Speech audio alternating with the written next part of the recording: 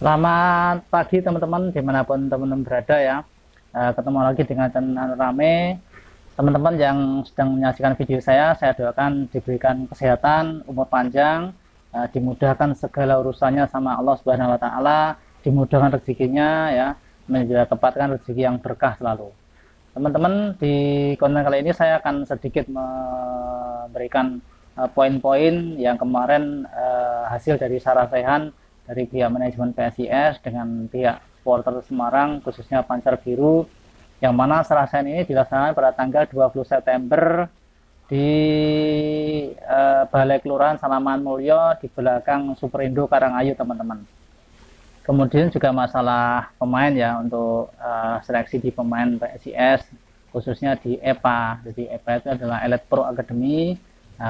Mungkin teman-teman juga sebagian besar sudah tahu EPA adalah Elite Pro Academy, suatu kompetisi sepak bola turunannya Liga 1, tetapi di situ yang U14, 16, 18, dan 20 yang diselenggarakan oleh PSSI teman-teman.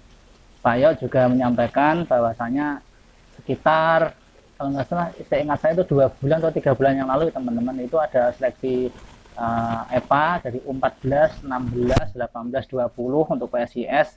Itu yang melamar, ada Pak Yo bilang ada 1.500 calon pemain ya dari seluruh Indonesia, dan itu yang menyeleksi adalah Coach Ridwan dan Coach Kusnul bersama perangkatnya teman-temannya.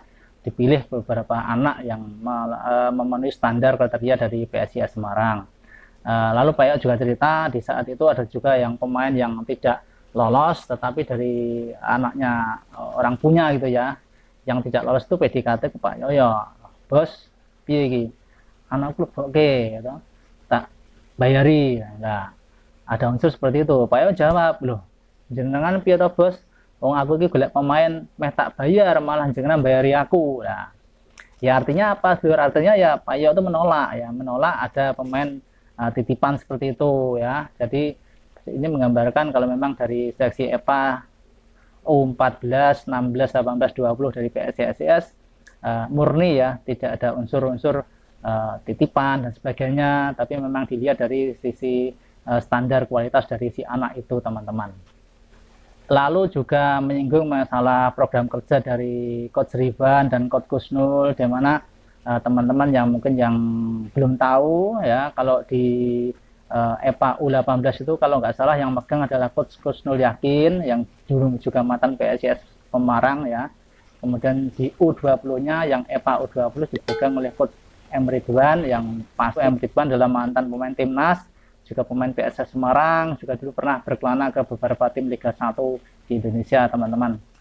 Itu Coach Ridwan dan Coach Kusnul Yakin setiap tahunnya kan 6 nama teman-teman ya, 6 nama diajukan kepada tim PSIS senior.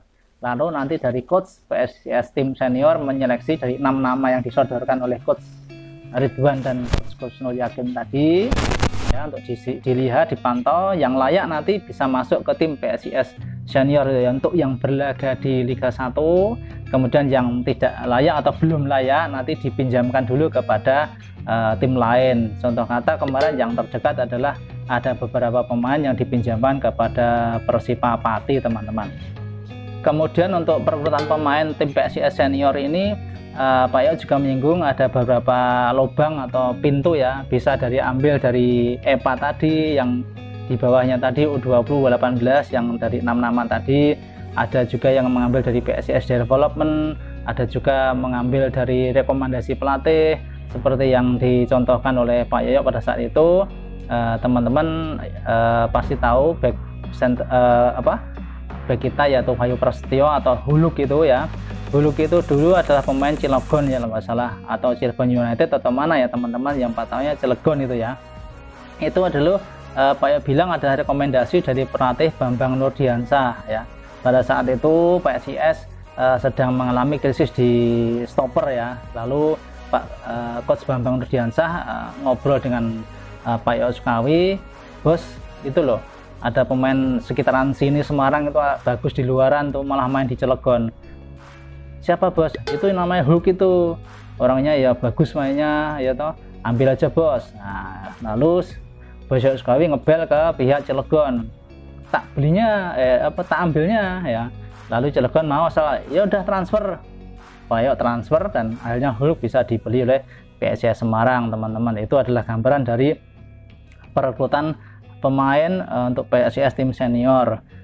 Kemudian setelah Hulk masuk, lalu ada Dragan datang, dan lalu tuh kita ingat teman-teman ya, kemudian setelah Dragan datang Bambang out, dan sehingga Dragan waktu datang itu si Hulk itu sudah ada.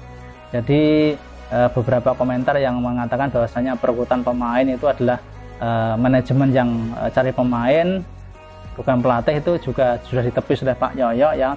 Memang kejadian seperti itu. Jadi kan masanya PSI ini kan berganti pelatih ya, satu musim belum selesai ganti pelatih, satu musim belum selesai ganti pelatih, sedangkan pemain itu sudah ada. Jadi bukannya manajemen yang mencari pemain, tapi memang itu pemain dulu adalah hasil rekomendasi dari pelatih-pelatih sebelumnya teman-teman. Lalu kemudian untuk TIC Marukawa ya, untuk teman-teman pencinta PSIS Semarang tidak usah khawatir ya.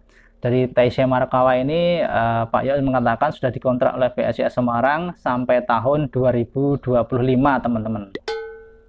Kemudian untuk Coach Alberto Anese yang selama ini menjadi isu sudah berada di Semarang, dan ceritanya katanya berada di kuliah di Universitas Negeri Semarang di UNES ya, mengambil S2. Saya juga pada waktu itu juga bertanya-tanya ada apa gerangan ya di si Anes ini datang ke Semarang ya. Tapi dari manajemen ternyata sudah mempunyai beberapa pandangan.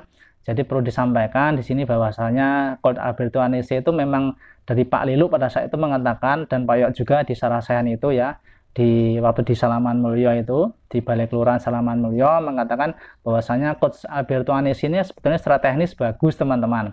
Tetapi karena Coach Anese ini punya kultur budaya yang berbeda dengan kita, itu agak berbenturan. Contoh kata pada saat dulu main di Magelang itu pemain yang beragama Islam itu mau sholat, mau berbuka puasa itu mengalami kesulitan karena sering berbenturan dengan Coach Anese, atau ya mungkin Coach Anese sedikit ngoyak-ngoyak atau gimana, atau tidak kurang memberikan waktu untuk beribadah menurut agama Islam yang dianut para pemain PSIS Semarang. Karena kita tahu kan teman-teman ya, Indonesia karena mayoritas adalah beragama Islam, dan pemain-pemain Liga 1 mungkin ya banyak yang beragama Islam, tentunya juga mereka membutuhkan waktu untuk ibadah menurut agama yang dia anut, yaitu agama Islam teman-teman ya. Itu yang mendasari kelihatannya kalau dari komentar ini kemungkinan Anese yang tidak masuk teman-teman ya menjadi pelatih PSIS Semarang, karena ada statement dari Pak Yoyo dan Pak Lilo tentang Anese ini. Juga dulu pernah di Magelang itu kejadian, jadi pada waktu itu bulan puasa para pemain PSIS Semarang yang memeluk agama Islam mau melaksanakan buka puasa, dan ternyata ruangan yang untuk makan tuh dikunci sama Anese, dikunci, mungkin maksudnya ya supaya segera latihan kembali atau gimana ya toh. Ya pemainnya akhirnya pada protes. Nah, itu menyebabkan kegaduhan teman-teman. Atas dasar itu kemungkinan ini Anese ya, kalau dari pernyataannya Pak Lilo dan Pak Yoyo, kemungkinan untuk coach ini ya bukan Anese para teman-teman ya. Jadi ya kita tunggu saja, mudah-mudahan Pak Yoyo juga menentukan pelatih bagi PSIS yang berkualitas lah, yang bisa mengangkat prestasi PSIS Semarang di kancah Liga 1 musim ini teman-teman. Oke teman-teman, begitu dulu konten dari saya. Terima kasih teman-teman yang sudah menyaksikan video saya. Saya doakan sekali lagi teman-teman yang menyaksikan video saya diberikan kesehatan, umur panjang, dimudahkan rezekinya sama Allah Subhanahu wa taala ya, diberkahi. Dan jangan lupa untuk komen ya teman-teman, di komen silahkan teman-teman punya pendapat lain, usul, saran untuk kemajuan PSIS Semarang ya.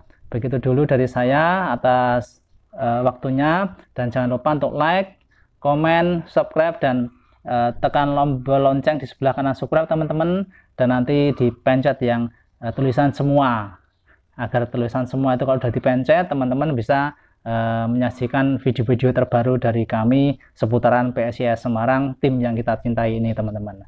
Terima kasih teman-teman, salam olahraga, yo iso yo.